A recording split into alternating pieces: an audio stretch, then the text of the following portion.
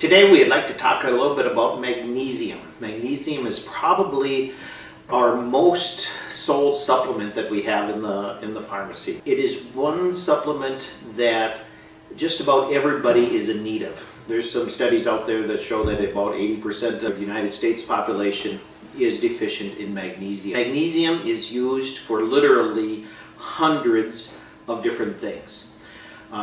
It's used overall as just a relaxant. It calms. So right away it's kind of the sigh of relief that we can get from that. It can be helpful for sleep then, obviously.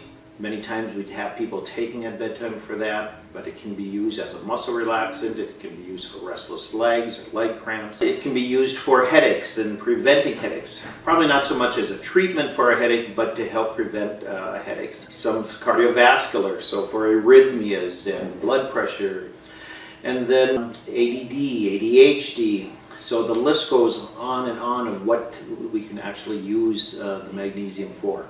And then you'll hear different things about there's different salt forms. Magnesium citrate, glycinate, orotate, taurate, malate, threonate. All of these are different kinds of salt forms, and different kinds of salt forms actually absorb better in the body, and some of them will cross the blood-brain barrier. So if we're wanting something more for like tremors with Parkinson's or the headache prevention, we need one that crosses the blood-brain barrier. So then a orotate or malate or threonate seem to be the better ones for that.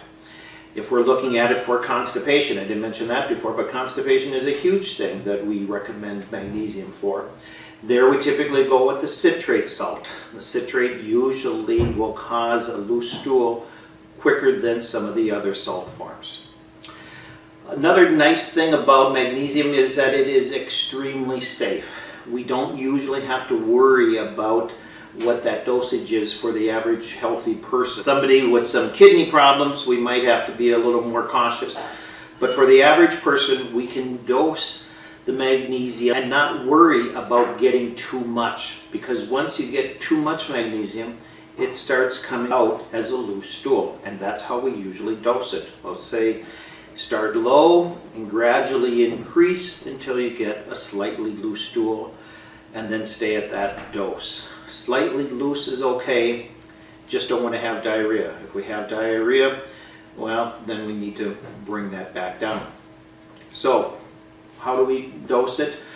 A lot of times, like for a person with sleep, we'll say start with a capsule at bedtime, and then increase by 1 capsule every other night until 1, you're sleeping better and you feel like that's helping you, or 2, until you would get to that slightly loose stool. That's going to be your maximum, and then you would just stay at that dose.